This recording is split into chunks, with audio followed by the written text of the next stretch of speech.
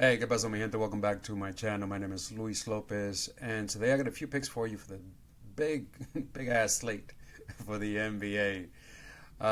So yeah, let me try to get to this as fast as possible. This is a late video. I still want to give a shout out to you guys. This is your slip. This is the slip that you guys ended up voting on. Should have easily been in 10x for the whole community. Kevin Durant let us down.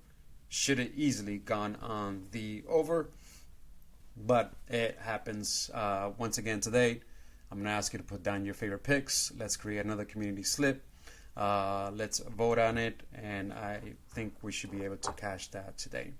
All right, so with that being said, let's go into the picks that I have for you for these games. The first one is the Cavaliers are taking on the Knicks. This game has a 1 point spread, 228.5. This game should go down to the wire. It should be a tight game. The Knicks are playing at home. As of right now, K-Town, Karl Anthony Towns, is doubtful to play. And one of the things that I noticed when K-Town doesn't play, Jalen Brunson takes the Knicks and puts him on his shoulders, and he'll play 35, 40 minutes easily. And one of the things that he does a lot, he becomes super aggressive. He drives to the basket. They realize they can't stop him when he drives to the basket. Now, whenever he tries to shoot above the break, they'll double team him. That means that he'll get fouled. And one of the things that I noticed that when Towns it doesn't play, he goes to the line quite often, and he's shooting about 10, 12, 14 free throw attempts. And one of the things that I found for him on Dabo was the free throw attempt was only at 6. The free throw made was only at 5. I ended up going with the free throws attempted at 6. I think he's going to be super aggressive without Towns playing and without Hart's playing. And he should get himself to the line at least 5 or 6 times to get us over 6 FT attempts. That line is available on Dabo. I haven't checked my price picks. I don't know if it's available on price pick, but that is my first pick for you. The second pick that I have for you is here, Kings versus the Suns. In this player, I took him on this specific prop last season. It was cashing me constantly. The prop has never made sense to me, and I love the fact that they keep putting it out there. Is Mark Williams over his 7.5 2-point attempts. The only thing Mark Williams does is shoot twos. He doesn't shoot above the break. Period. 0% shots above the break. He takes at least 10, 12 shots per game. Now, with the Suns, him and Booker will be the number 1, number 2 scorers for the Suns. So he's going to have the ball constantly in his hand. And I think his usage will increase from the usage that he had over in the Charlotte Hornets last year. And even then, he was able to go over that line of 7.5 2-point attempts. I think now with the Kings, against the Kings, now with the Suns, he should easily get 10, 12 field goal attempts. And like I said before, 0 shots above the break. So he should be able to get us over the 7.5 2-point attempt. Again, also available on Dabo. Haven't checked price pick. I will after I'm done with this video. The next pick that I have for you is actually from this game. It's the Pelicans taking on the Grizzlies. This game, high scoring game, down to the wire expected. Only 4.5 point spread. The Grizzlies are favored. This game has a total of 236.5 points. My biggest kicker here is Ingram is no longer with the Pelicans.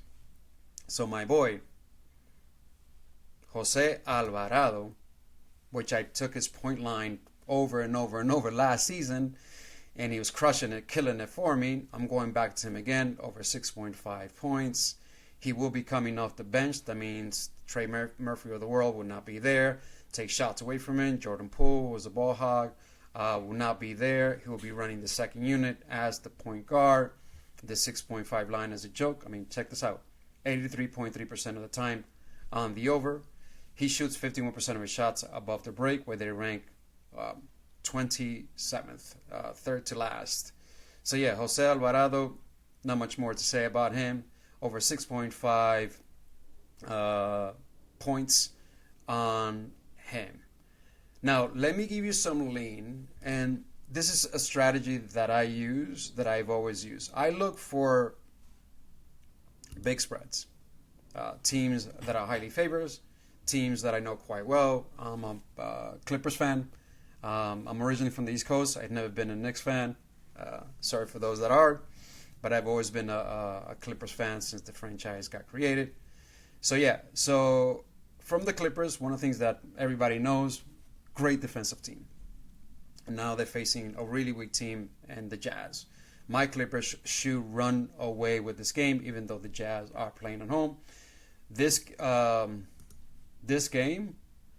has a 9.5 point spread. Obviously, the Clippers are favored. Game total of 226.5. I think my Clippers are going to run away with this game. And one of the things that I do when I see a big spread against good defensive teams, I hop over to the other side and I start looking at PRAs or fantasy scores. And I start taking unders. I'm taking Laurie Marketing under his whatever PRA it's at. Again, this is a strategy. These are not official picks. This is a strategy that I do. But I will be doing it. I usually do these props. And when I create these big slips of like 10 props, I look for games that I expect blowouts. And I go ahead and take unders on the teams that are favored to lose. Laurie Marketing, PRA, Kessler. What's his PRA at? Yep, I'll take his under. PRA on him. What's Kyle? What's his PRA at? That's too low for him. So far, my target just from here. Laurie Marketing on the under. Kessler PRA on the under. George, what's his PRA at? Yep, I'll put him in as well. So these are probably three players that I will play just because I expect the Clippers to pounce the Jazz, and I don't expect the Jazz players, most of them, to not play the fourth quarter. Something that I did in the WNBA, and whenever it turned into a blowout, it always worked out because these players and these lines are for them to play at least most of the fourth quarter. If you expect them not to play the fourth or most of the fourth quarter, for the most part, they will go on the under. Another game that I'm targeting is actually, where is it at? Miami game. Miami against Orlando. Dude, Orlando Magic are going to be beating up on people. This year, they added Desmond Bane. Jeez, come on. You were great, and now you add Desmond Bane on top of that. Franz Wagner, Paolo Banchero. I mean, forget about it. Anthony Black, Suggs is in. Carter's healthy. Forget about it. And they're going to go against this team right here. Well, I don't know. Ware is questionable. I don't know who's going to score from here. Wiggins going to score. Bam's going to score. Norman Powell can shoot his butt off above the break. He could drop, 25, 30 points. He was with my Clippers. I know that so well. But he shoots 41% of his shots above the break. And they rank number one. So I don't know how he's going to... He could have a blow-up game. Don't get me wrong. He could have a blow-up game. So it might not be somebody that I'm targeting. But I'll definitely be targeting Bam. PRA on the under. This line is just too high for him. I think it's at 33. I found it. This line is just very high for him against the Orlando Magic. Andrew Wiggins under his PRA. Should be an easy under for him. Where if he plays under his PRA. David Mitchell's line is just too low for me to go under his PRA. It's just too low. He also hands the ball a lot. So my targets from here for the under will be Wiggins PRA, Bam PRA, Powell. He could have a blow up game. That's the only thing that scares me about him. But you can look at this. Look, only 2 out of 14 players have gone over their points line against the Orlando Magic.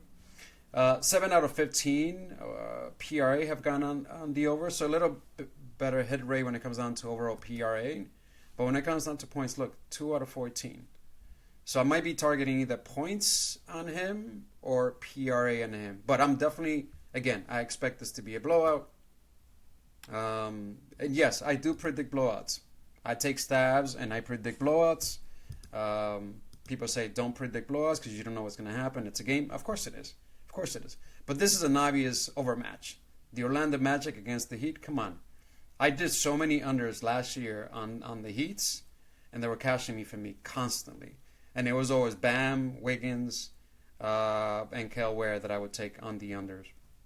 On them, I would stay away from Hero because he would get shot up. He would get hot above the break.